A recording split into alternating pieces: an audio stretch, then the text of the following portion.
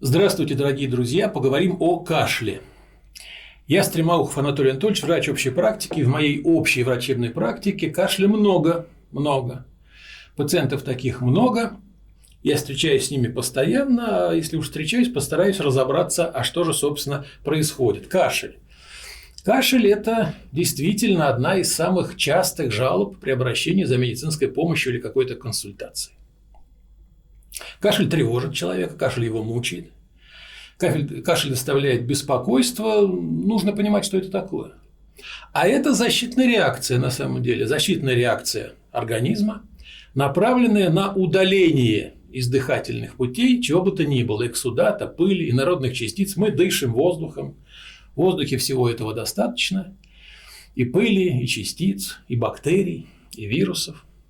И все это мы вдыхаем. Дыхательная система не стерильна. Так вот, чтобы удалить все это, существует кашель. Кашель – защитная реакция, она может быть рефлекторная, которую мы не можем контролировать, но в ответ какое-то раздражение появляется кашель, и вот он. Или произвольная. Мы контролируем кашель, мы можем вызвать кашель, думаем, а не покашлять ли мне, не откашляться ли в каких-то случаях, и начинаем кашлять. Но в любом варианте это защитная реакция. Но кроме того, это еще и фактор передачи инфекций. Если человек болен, у него инфекция вирусная, бактериальная, он кашляет, то он делится этими вирусами с окружающими. Поэтому обсуждать кашель очень нужно. Но было бы самонадеянно обсуждать все заболевания, которые могут привести к кашлю, выражением которых является кашель. Поэтому сосредоточимся на каких-то основных вещах, с моей точки зрения, значимых, такими крупными мазками рассмотрим эту проблему. Кашель бывает разный. Он бывает грудной и негрудной. Широко. Грудной, респираторный, то есть дыхательная система, или кардиальный, сердечно-сосудистая, и там бывает кашель. Конечно, респираторный мы сталкиваемся чаще. А бывает кашель негрудной. А почему так бывает? А потому что есть кашлевой центр, есть головной мозг, кашлевой центр, есть рецепторы, разбросанные везде. Есть нервус вагус, блуждающий нерв, раздражение окончаний, веточек которого вызывает кашель. И вот тогда появляется при этих всех ситуациях менингиальный кашель, он не грудной, он менингиальный кашель центрального происхождения. Фарингеальный кашель с рецепторов задней стенки глотки. Ушной кашель, ушной. В ухе тоже есть веточка блуждающего нерва. Если она раздражена, допустим, серной пробкой, еще чем-нибудь, появляется кашель. Кстати, такой кашель очень долго и упорно лечат, думая, что он грудной, допустим, связанный с каким-то заболеванием дыхательной системы, безуспешно, естественно, лечат. А это ушной кашель. Нужно просто разобраться, что происходит в ухе. Иногда просто вымыть серную пробку, кашель прекращается. Об этом нужно помнить, это нужно знать. Абдоминальный кашель по тем же канонам, верхние отделы желудочно-кишечного тракта, пищевод, желудок, место перехода пищевод, желудок, диафрагма, веточка блуждающего нерва, если там какое-то заболевание, раздражение, воспаление, вот вам кашель абдоминального генеза. Тоже кашель, но вызванный другими процессами. И, наконец, кашель психогенный, о котором мы сегодня с вами обязательно поговорим. Вариантов много, все сразу их не рассмотришь. Давайте рассмотрим то, что мы можем себе позволить рассмотреть. Наиболее часто мы встречаемся с кашлем грудным, респираторным. Есть бронхиальное дерево, бронхи, трахея, дыхательные пути. И в этих дыхательных путях есть эпителий. Эпителий дыхательных путей. Там клетки. Бакаловидные клетки вырабатывают слизь для увлажнения дыхательных путей и работы всей системы. А ресничатые клетки, почему ресничатые? Ресничек там много, очень много в одной клетке ресничек. Они совершают колебательные движения по направлению к трахее, от бронхов к трахее и дальше к глотке. И вместе со слизью совершают колебательные движения с той слизью, которая находится на их поверхности. Собственно, они это и удаляют, способствуют удалению этой слизи. Колеблются они быстро, 230-260 колебательных движений в минуту. Замах, удар, вот так вот они работают. Это в норме. И если все в норме, то получается нормальный трахеобронхиальный секрет, это слизь, который продуцируется железами трахеи и бронхов, содержит клеточные элементы, обладает бактерицидным эффектом, способствует элиминации вот этих вдыхаемых частиц, клеточного детрита, продуктов обмена веществ при помощи механизма мукоцеллярного очищения. Мукоцеллярное очищение, мукоцеллярный клиренс, мы к нему сегодня еще придем, который, собственно, вот этим ресничатым эпителием и осуществляется по направлению глотки. Вот на рисунке можете посмотреть, как это происходит. В норме этого нормального трахеобронхиального секрета немного, 100 мл в сутки примерно, и он не откашливается, он проглатывается нами. Он образуется, делает свое дело, удаляется, и мы, собственно, сглатываем вместе с слюной. Это в норме. А если не в норме, то это уже называется не трахеобронхиальный секрет, это называется мокрота. И вот там, где появляется мокрота, там появляемся мы, медики, и стараемся помочь человеку. Патологический трахеобронхиальный секрет называется мокрота. И мокроты может быть разное количество. Ее может быть мало, всего несколько миллилитров. Ее может быть очень много, до 1,5 литра в сутки полным ртом мокрота может идти. И чтобы это было, вот чтобы была мокрота, нужно, чтобы было воспаление и вязкая слизь. Собственно, вот меняет свои свойства этот секрет, появляется мокрота, и мы, собственно, вот и ориентируемся на эту мокроту, когда ставим диагноз того или иного заболевания. Потому что мокрота может быть разной, очень разной. Ну, во-первых, много-мало и разная по цвету, структуре и так далее. Вот она может быть желтая мокрота при астме и различных эозинофильных инфильтратах. Почему? Эозинофилы дают, да, появляются в мокроте и дают такое окрашивание. Мокрота может быть ржавой, допустим, при крупозной пневмонии. Когда там распадаются эритроциты, высвобождается гематин, он дает окраску мокроты. И мы понимаем, ржавая мокрота, ага, это крупозная пневмония. Желтая, допустим, астма. Розовая может быть мокрота. Розовая при диапедезном кровотечении, небольшие такие точечные микроизливания крови дают розовую мокроту. Чтобы окрасить мокроту в розовый цвет, слишком много крови-то и не нужно. Немного. Диапедезное кровотечение. А вот при пневмокониозах, допустим, угольная пыль, мокрота черная. Мы понимаем, в каких обстоятельствах она может возникнуть у людей определенных профессий. При туберкулезе, бронхоэктазах, тромбоэмболии легочной артерии, допустим, мелких ветвей, мокрота может быть с прожилками или даже сгустками крови. Кровохарканье это уже называется. При легких воспалениях, там, катаральных заболеваниях и так далее, она может быть слизистой, бесцветной, прозрачной, такой не страшной такой мокротой. А вот при альвеолярном отеке легких она уже начинает пениться, хотя еще и без запаха. А неприятный запах в мокроте, когда есть бронхит, пневмония, бронхоэктаза, туберкулез. И тогда она может быть не только с неприятным запахом, но еще и слизистой, гнойной, вязкой, много желтоватой. А вот когда зловонный запах, зеленая или желтая мокрота, это уже нагноительные процессы в легочной ткани, абсцесс, гнойный бронхит, гангрена легкого. Но это уже такие серьезные заболевания, которые к нам в амбулаторную практику и к вам в аптечную практику, вероятно, не придут. Но тем не менее, вот мокрота имеет столько много характеристик, что даже по этим характеристикам можно уже поставить предварительный диагноз и, соответственно, назначать лечение. Или, по крайней мере, вырабатывать ту тактику работы с пациентом, которая необходима. И мы всегда ориентируемся на вязкость мокроты. А вязкость определяется соотношением двух фаз. Гель и золь. Наружный слой мокроты – гель, внутренний слой – золь. Запомним слова гель и золь, мы к ним еще вернемся, когда будем говорить о нарушении мукоцеллярного клиренса. И вот по наличию и отсутствию мокроты мы всегда выделяем, а какой, собственно, кашель. Сухой кашель – нет мокроты. Непродуктивный кашель. И влажный кашель, продуктивный, есть мокрота. И это очень важное деление, потому что подходы к лечению этих видов кашля диаметрально противоположны. Мы об этом с вами обязательно поговорим. А что же является основными причинами кашля сухого? Но это в первую очередь вирусная инфекция дыхательных путей, ОРВИ на первом месте, как причина сухого кашля, сухого. Ну и вдыхание раздражающих веществ, дым, пыль, табачный дым. Коклюш, пожалуйста, у детей, да. У пожилых левожелудочковая недостаточность часто, да. Сердечно-сосудистые заболевания, которые вот дают левожелудочковую недостаточность, пожалуйста, кашель. Кашель какой? Сухой. Туберкулез легких в начале сухой. Интерстициальные заболевания легкого, альвеолит фиброзирующий, пневмокониоз, саркоидоз тоже может проявляться сухим кашлем. При раке легкого сухой кашель. При плеврите не только сухой, да, не только кашель, не только сухой, но еще и болезненность грудной клетки. В легких болевых рецепторов нет, все болевые рецепторы в плевре. И вот если затронута плевра, допустим, воспалительным процессом, инфекционным каким-нибудь, плеврит развивается, то тут и кашель, тут и боль.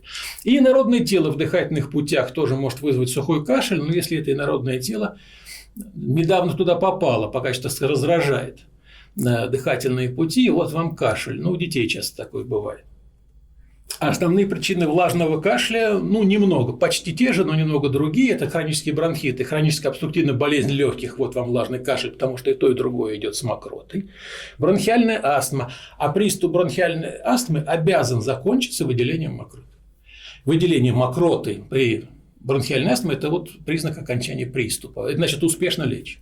При пневмонии, бронхоэктазах о них поговорим. И при тех же самых туберкулезе легких и раке легкого.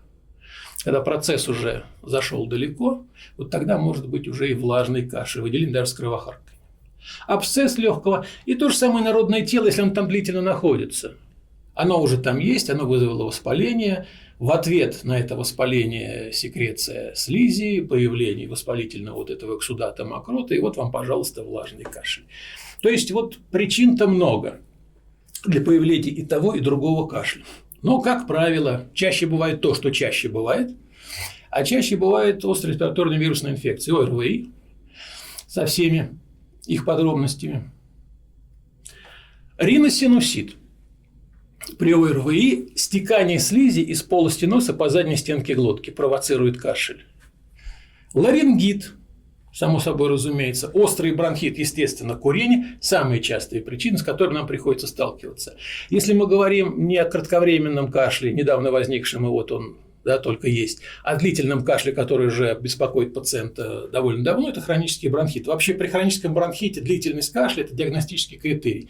Мы можем ставить диагноз хронического бронхита только тогда, когда кашель не меньше 3 месяцев в году. Согласитесь, это много.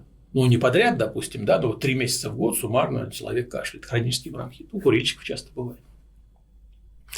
И лекарственные препараты, провоцирующие кашель. Это всем известные ингибиторы АПФ.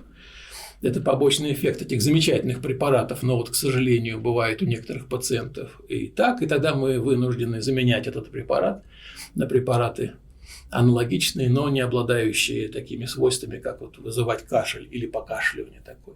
Это, кстати, порошки для ингаляции тоже. Вот. Есть некоторые средства, порошки для ингаляции при астме той же самой, которые сами по себе могут вызвать кашель. Не потому, что заболевание, да. Мне некоторые пациенты на это жаловались, говорят, мне назначили там такой-то лекарственный препарат в порошках для ингаляции, а я ингалирую и закашливаюсь. Не очень хорошо, конечно, получается. Это как правило. Иногда причина кашля может быть из-за гастроэзофагеального рефлюкса или каких-то психических нарушений. Об этом тоже поговорим. Вернемся к риносинуситу и затеканию слизи по задней стенке глотки. Вот так называемый постназальный синдром, или постназальный дрип-синдром, или постназальный затек, он так и называется. И вот эти выделения жидкие из полости носа, из придаточных пазух в полость носа, а дальше по задней стенке глотки до соответствующего места, которое реагирует на их наличие, да, раздражением, таким рефлекторным кашлем. Вот этот кашель, вызванный постназальным затеком, часто принимают за истинный кашель при бронхолегочных заболеваниях и начинают его лечить. Естественно, безуспешно. И это очень часто происходит. А здесь лечение совершенно другое. Здесь нужно просто высушивать, да, убирать воспаление из полости носа, пазух, высушивать слизистую оболочку полости носа, и вот вам исчез кашель. Но для этого нужно помнить об этом. И кашель при гастроэзофагиальном рефлюксе. Мы понимаем, что вот есть желудок, есть пищевод. Место перехода пищевода в желудок, там находится сфинктер, нижний пищеводный сфинктер. В норме он закрыт. И поэтому содержимое желудка, а оно кислое, в пищевод не попадает. Если сфинктер открыт, при некоторых заболеваниях, состояниях, которых, кстати, не так уж и мало, то тогда кислое содержимое желудка попадает в пищевод, а его там быть не должно. Пищевод не приспособлен к кислому содержимому. Желудок кислоту выдерживает, пищевод его оболочкой не выдерживает.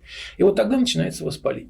И чем выраженнее вот этот вот заброс, тем более вероятен вообще внепищеводное, да, проявление болезни, тем более вероятен кашель. Потому что кроме нижнего сфинктера пищеводного есть еще и верхний сфинктер, и если он тоже несостоятелен, это содержимое, допустим, когда человек лежит или при каких-то других обстоятельствах слишком низко наклонился, допустим, забрасывается еще выше до уровня глотки, а иногда до уровня носа глотки, тогда возникает кашель. Кстати, и отиты тогда могут возникать, потому что там, да, выходные отделы евстахиевых труб могут поражаться той же самой кислотой и вызывать соответствующую симптоматику. То есть высокий гастроэзофагальный рефлюкс тоже провоцирует кашель, и об этом нужно помнить.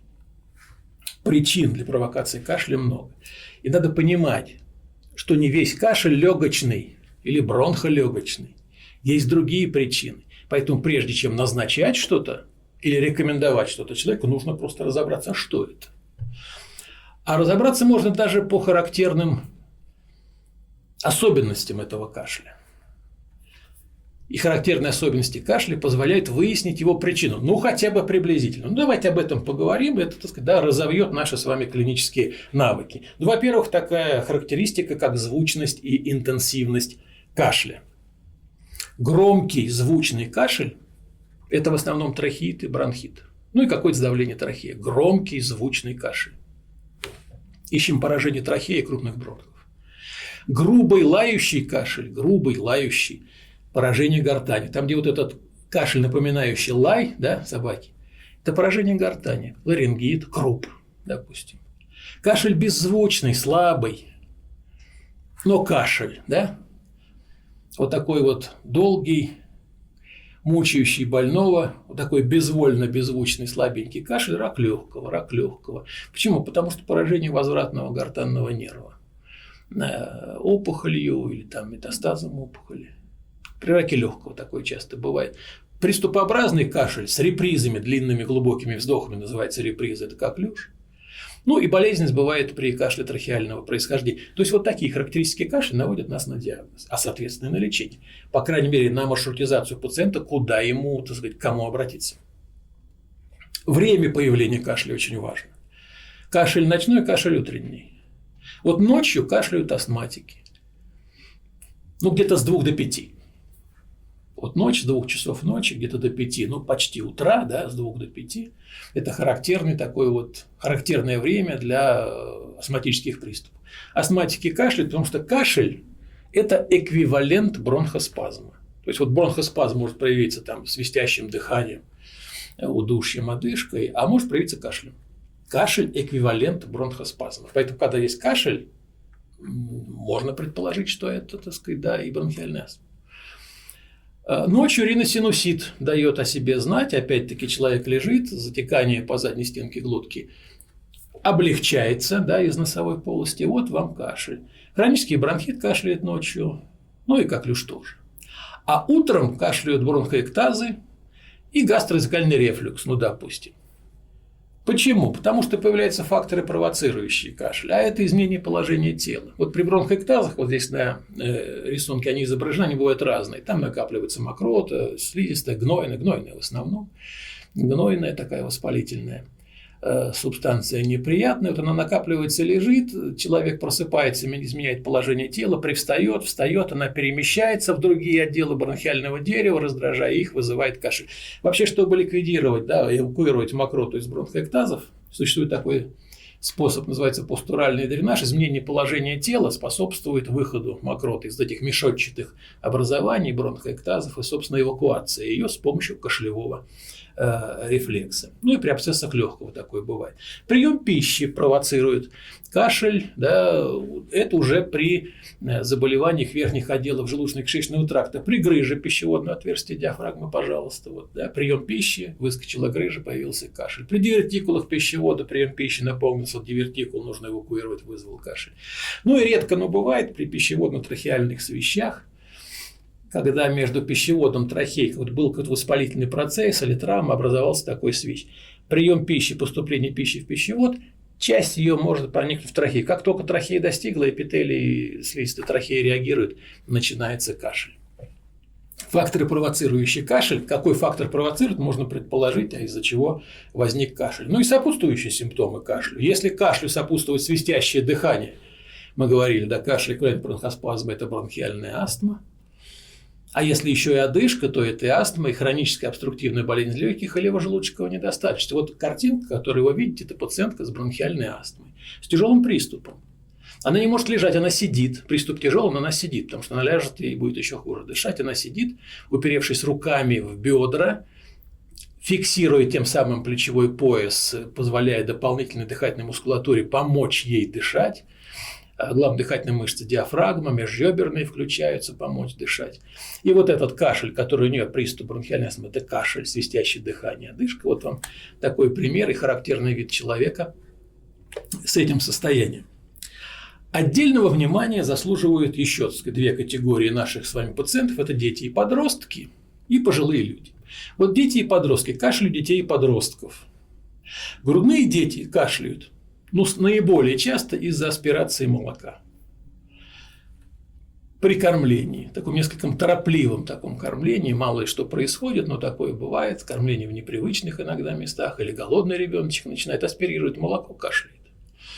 Очень часто. Дети младшего возраста, это груднички, дети младшего возраста познают этот мир, все тянут в рот, и очень часто, помимо крупа, очень часто инородное тело в дыхательных путях, мелкие игрушечки из разных частей игрушек, с которыми они контактируют. Вот есть некоторые очень популярные такие вещи, состоящие из мелких таких компонентов, конструкторы всякие там и так далее. Очень часто попадает в дыхательные пути и вызывает кашель детей младшего возраста. Дети младшего школьного возраста уже поумнее, они не все тянут в рот, но они страдают теми же самыми заболеваниями, что и взрослые. То есть кашель у них – это и бронхиальная астма, и бронхит, и пневмония, и тут нужно разбираться. Подростки самоутверждаются, и как эквивалент взрослости и взрослого поведения у них идет курение обычно. Идет курение такое иногда обильное, неумелое, и провоцирующий кашель, раздражающие дыхательные пути, провоцирующий кашель. Кашель у подростков – это курение в основном. И поскольку подростки – это масса комплексов, это еще и психогенный кашель, о нем обязательно поговорим. Вот курение, психогенный кашель – это подростки. На что обращать внимание? Согласитесь, что вот кашель как симптом, давайте что-то его полечим, в этих ситуациях не требует тех привычных методов нам лечения, медикаментозного, препаратами, влияющими на кашель, для того, чтобы справиться с этой ситуацией. Здесь совершенно другие ситуации. А кашель внешне, казалось бы, тот же. И вот кашель у пожилых – это тоже такая тревожная категория населения. Пожилые страдают теми же заболеваниями, что и не очень пожилые, но эти заболевания протекают у них тяжелее и лечить их сложнее. Если у них есть инфекции дыхательных путей, то это инфекции такие тягучие, неприятные и с кашлем в том числе. Если уж у них бронхит, то обычно застарелый, и это кашель.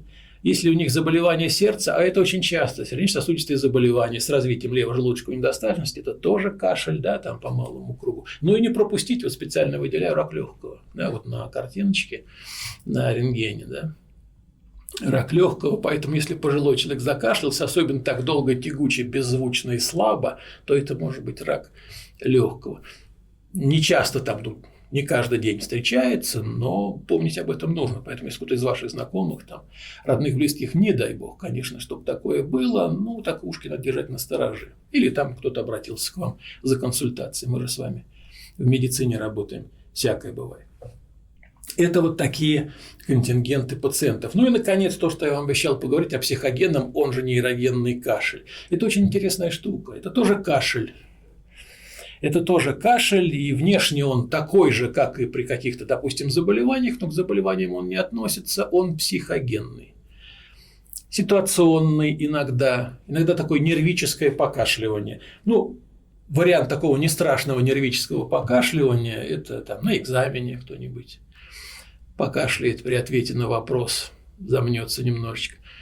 Перед началом спектакля в театре, перед открытием занавеса, сидит полный зал, все замерли в предвкушении. Если кто-нибудь покашлял, то обычно кашель проходит через весь зал, каждый покашляет. Такое нервическое, срабатывает этот рефлекторный механизм. Но это не страшно. А вот если такой действительно развернутая картина психогенного кашля, а этот кашель, как правило, сухой, громкий, напоминающий крик диких гусей, очень своеобразный звук, крик диких гусей. Или звук можно сравнить, вы знаете, большое начальство иногда едет на машинах с такими своеобразными сиренами, такими крякалками, да, вот эти крякают, тут дикие гуси. Вот эта крякающая сирена на машинах там полицейских, начальственных, на скорой помощи иногда машины.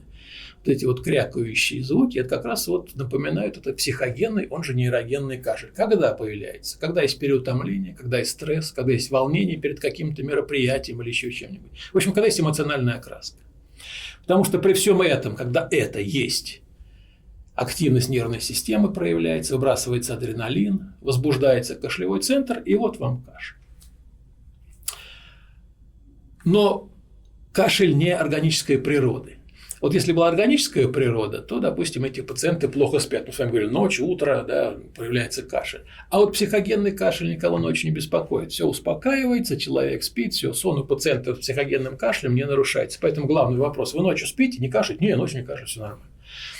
А когда вот уже начинается утро, там днем, там на работу прихожу, вот кашлять начинаю. Стоит подумать, не психогенный ли кашель. Но такие пациенты часто наблюдаются у терапевтов, пульмонологов с диагнозами бронхолегочных заболеваний, хронический бронхит, бронхиальная астма, лечение получают по этому поводу, а лечение неэффективно, потому что кашель другой природы. Вот, допустим, психогенный кашель. Еще есть один кашлевой такой синдром, очень интересно, о нем часто забывают, но он есть. Это кашлево-обморочный синдром, еще называется синдром Шарко.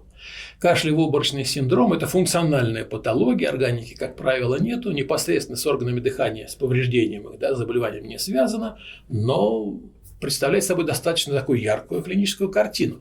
А это потеря сознания на высоте приступа кашля. Закашлялся человек и потерял сознание. Не на час, не на два, там, на несколько секунд иногда. Ну, так сказать, да, выпал в осадок в это время.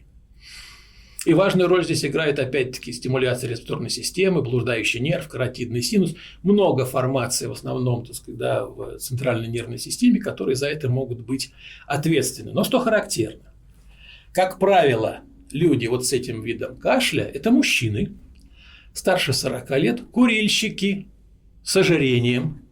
И вот эти курящие полные, да, мужчины громко смеются и громко тяжело кашляют. Вот такой громкий смех и громкий кашель у мужчины старше 40, курильщика с ожирением, может привести к кашлево-обморочному синдрому.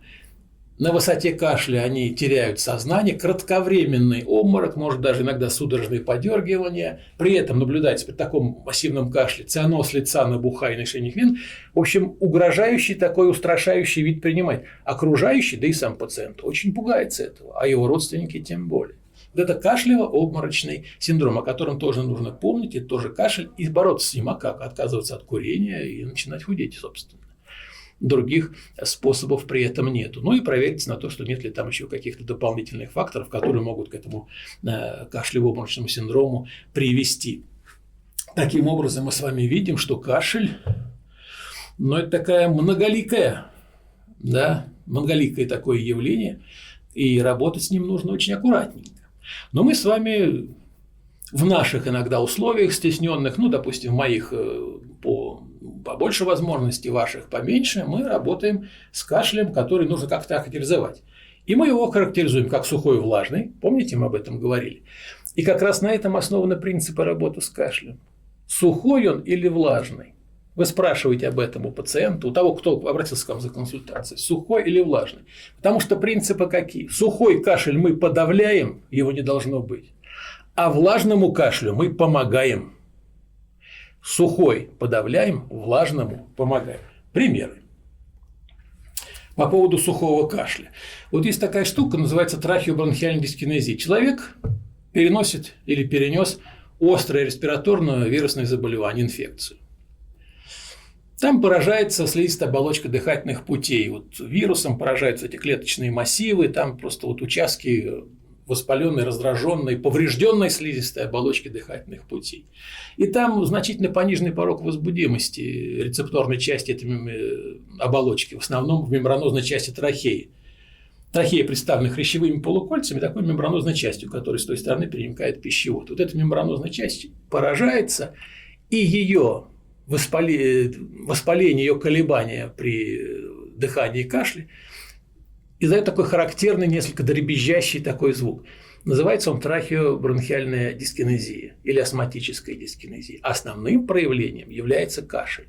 И человек, только что перенесший ОРВИ, вроде все нормально, ничего больше из носа не течет, горло не болит, там уши не болят, температура нормальная, а кашель есть. И вот он приходит к врачу, к вам приходит, говорит: я вот вроде переболел, а вот кашель остался, дайте мне что-нибудь такое, чтобы я вот как откашлялся как следует. И потом, значит, об этом забыл. Не получится так, потому что кашель в этих случаях сухой, обусловленный поражением слизистой. Каждый кашлевой толчок последующий еще больше повреждает эту уже поврежденную слизистую оболочку. Вот в чем дело. И стимуляция этого кашля ни в коем случае не нужна. Ни в коем случае не нужна. Потому что кашель затянется надолго и приведет к не очень не фатальным, но нехорошим последствиям. А самым частым, и вот я тут подчеркиваю, посмотрите, да, самым частым и ошибочным решением является рекомендация назначения таким пациентам отхаркивающих препаратов вместо противокашлевых. Вот этот кашель нужно подавлять. Как? Да по-разному можно подавлять этот кашель. Вот при сухом кашле глоточного или трахеального происхождения даже дыхательные упражнения на подавление кашлевого позыва уже очень хороши. Короткий вдох, задержка дыхания 8-10 секунд с легким натуживанием таким. И так несколько раз повторяется до исчезновения позыва. И вот уже без медикаментов этот позыв подавили. И вы даете возможность слизистой, хотя бы восстановиться. Не раскашливаете ее еще раз. Ну, а если это не получается, или получается не всегда, а это нужно использовать, то противокашлевые средства в режиме постоянного использования. Вот бутумират, допустим, да, бутумират в виде капель для детей, в виде сиропа для детей взрослых в разных дозировках, там мерные колпачки. Пожалуйста, употребляйте для того, чтобы этот кашель подавить. Вот сухой кашель нужно подавлять. Влажный кашель. Хроническая обструктивная болезнь легких, например, вот как у этой пациентки, пожилая, очень милая женщина, в раннем детстве получила травму позвоночника, упала. Перенесла несколько операций, удаление нескольких ребер, резекцию лопатки. И вот такая деформация грудной клетки. Согласитесь, вот легочные поля, вот это вот легкие, да, не очень деформированные, а легкие плохо дышат. И у нее достаточно тяжелая хроническая обструктивная болезнь легких, при которых вот в этих вот плохо дышащих легких, плохо очищаемом бронхиальном дереве скапливается большое количество вязкого секрета, который нужно эвакуировать. И вот тут мы возвращаемся к самому золю и гелю, о которых говорили. Ведущую роль в этом играет нарушение мукоциллярного транспорта. Почему? Потому что уменьшается фаза золя и утолщается фаза геля. Золь-фаза уменьшается, гель-фаза увеличивается. Мукоциллярный транспорт просто замедляется или останавливается, и все те компоненты слизи, которые находятся, а это и пыль, а это и микробы, любые другие какие-то вещества, должны эвакуироваться, этого не происходит. Подключаются медиаторы воспаления, вот вам выраженное воспаление в бронхиальном дереве, вот вам бронхит, и вот вам хроническая обструктивная болезнь легких. Удалять надо. А почему золь и гель влияют так на это обстоятельство? Потому что золь – это секрет желез, трансудат, межклеточная жидкость, напоминает по вязкости плазму и содержит массу биологически активных веществ, которые там нужны. Но именно в этом слое золи реснички мерцательного эпителия совершают свои колебательные движения. Замах, удар, замах, удар, замах, удар. Очень часто. Вот он продвигает это все. И передает эту кинетическую энергию, вот этот замах, удар, наружному слою трахеобронхиального секрета. А наружный слой – это гель. Он более вязкий, в нем много всяких компонентов, нужных для защиты организма. Это гликопротеины, альбумин, лизоцим, антитрипсин, сурфактанты, иммуноглобулина и так далее. И вот перемещение геля, в котором вот эти вот и комочки слизи, осевшие микроорганизмы, чужеродные частицы нужно эвакуировать, во-первых, чтобы золь-фаза хорошо работала, а во-вторых, чтобы гель-фаза была настолько нужной консистенции, чтобы ее можно было эвакуировать, так сказать, по направлению глотки, а потом откашлять, выплюнуть и так далее. А это становится только возможным после разрыва поперечных дисульфидных связей между находящимися там гликопротеидами. Вот так это выглядит. Вот дисульфидные связи, вот гликопротеиды с дисульфидными связями, вот они разорваны, разрыв дисульфидных мостиков. Чтобы это произошло, нужно порекомендовать определенный лекарственный препарат, потому что без этого вот эта вязкая субстанция, она просто не выйдет. И там будет развиваться патологический процесс. А таких препаратов мы знаем с вами много. Это мукоактивные препараты. Мукоактивные препараты, одни действуют преимущественно на гель-слой, другие преимущественно на золь-слой. Некоторые препараты стимулируют мукоцеллярный клиренс, очищение. Мы эти препараты знаем. Это муколитики, мукокинетики, мукорегуляторы. Мы любим муколитики, допустим, ацетилцистеин или эрдостеин. Мы любим мукокинетики, бромгексин или амбраксол. Часто их рекомендуем. Мы любим мукорегуляторы, карбоцистеин и так далее. Давайте об этом немножечко поговорим. Тем более, что эта тема мне, так сказать, очень близка. Потому что лет 30, а то и больше назад, это вот начало 90-х, непростые годы, но, тем не менее, в нашу страну стали поступать препараты такого вот разнообразные лекарственные вещества, в том числе и препараты вот этой группы, и мне приходилось тогда еще молодому доктору заниматься клинической апробацией этих препаратов перед тем, как они будут зарегистрированы у нас и, так сказать, доступны в аптечной сети. Я этим много занимался, поэтому я эти препараты люблю использовать, когда это нужно. Ну и хочу поделиться с вами некоторыми наблюдениями по этому поводу. Там амбраксол. Амбраксол – замечательный препарат, способствует нормализации функций секреторных клеток и мерцательного эпителия слизистой бронхи. Восстанавливает эффективный уровень мукоцеллярного транспорта, способствует выделению мокроты. Назначаем его и ждем от него положительного эффекта. Так, собственно, и происходит. Бромгексин. Бромгексин препарат тоже хороший, он принимается внутрь, и из бромгексина образуется амбраксол. Да? А амбраксол делает то же самое, уменьшает вязкость секрета бронхиальных желез, восстанавливает мукоцеллярный клиренс, стимулирует синтез эндогенного сурфактанта, способствует очищению дыхательных путей. Учитывая то, что, сказать, бромгексин как бы предшественник амбраксол, бромгексин препарат очень хороший, но амбраксол можно назначать в дозировках и кратности, которые вот, рекомендуются инструкцией препарата. А бромгексин лучше сразу назначать с максимально разрешенных количествах, потому что ему нужно еще, так сказать, да, вработаться в эту систему, поэтому в начале лечения бромгексина назначаете много, в пределах дозволенного, да, сразу максимально. Потом можете потихонечку идти. Но сначала нужно его назначать, так сказать, щедрой рукой. Тогда он хорошо сработает, и, собственно, все это приведет к желаемым результатам. Карбоцистеин. Карбоцистеин снижает вязкость бронхиального секрета и отделяемость придаточных пазух носа, кстати, тоже для того, чтобы ликвидировать это. Там облегчает отхождение мокроты и слизи, уменьшает кашель, замечательный препарат, регенерирует слизистую оболочку, нормализует структуру и деятельность ресничного эпителия, что, собственно, нам от него и нужно, и восстанавливает защитные свойства слизистой. Любимый нами, ну, мной, по крайней мере, ацетилцистеин, очень много с ним работал. Что хочу о нем сказать? Вот именно этот препарат, препараты вот ему подобные, как раз разрывают те самые дисульфидные связи, рвут вот эти дисульфидные мостики, облегчая, да, восстанавливая вот нормальную текучесть вот этой слизи, облегчая отхождение мокроты, уменьшает вязкость слизи. Чем он хорош еще? Я вот в своей жизни много занимался свободно-радикальными процессами, и там и в кандидатской, и в докторской, еще. Действительно, при любом повреждении, воспалении, вот это окислительный стресс, активация, да, выход свободных радикалов с повреждением клеток, клеточных структур и так далее. То есть это мощное, так сказать, явление.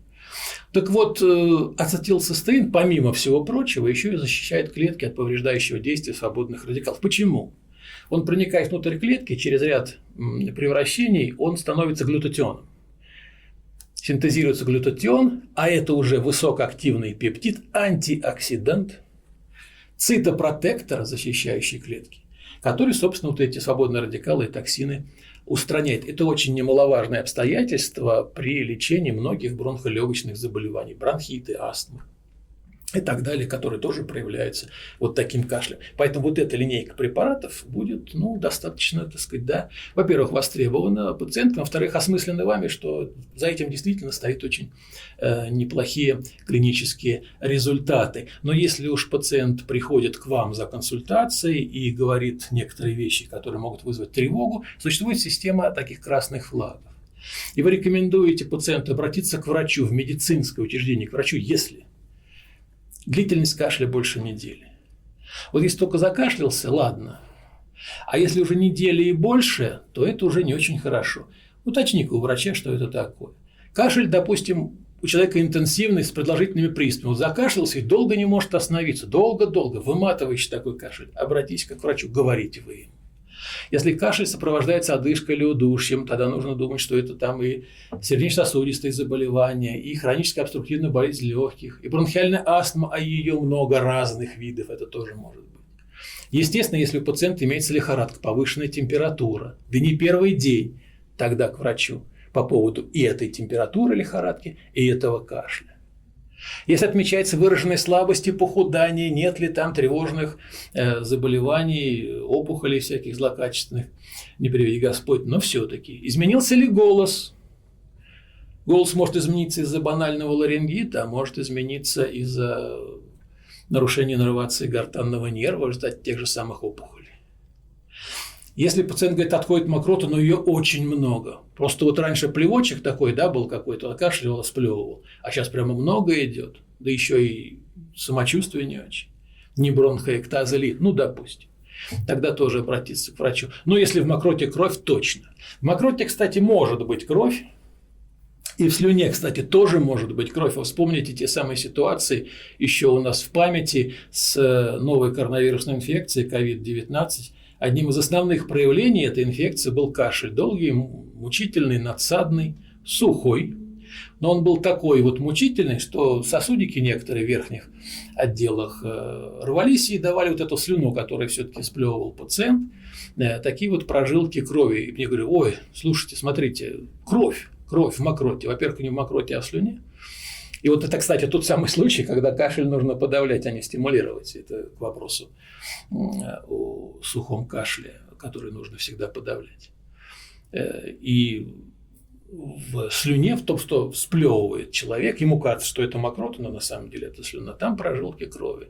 Очень много таких пациентов было у меня, и я успокаивал пациента, во-первых, что это надо подавить кашель, вылечить основное заболевание, естественно, подавить кашель, и это все пройдет. Но вы в ваших условиях должны все-таки рекомендовать обратиться к врачу, не если в кровь выделяется, то уже, так сказать, да, это уже выходит из зоны вашей ответственности, и нужно обратиться к медицинскому работнику. Подводя итог, кашля много, кашель разный. Кашель зависит от того, в результате чего он возник, и лечение кашля от этого же зависит. В любом случае, лечение кашля – это не лечение симптома, это лечение заболевания, которое вызвало кашель. А лечение заболеваний может достигаться разными путями. И мы с вами перечислили много разных заболеваний, каждому из которых нужно подходить индивидуально. На чем мы сделали акцент? На сухом и влажном кашле. Сухой подавляем, влажного помогаем. Сказали, как можно подавить, сказали, как можно помочь. Если сегодняшняя наша беседа будет вам полезна, я буду очень рад, уважаемые коллеги. Спасибо, до новых встреч.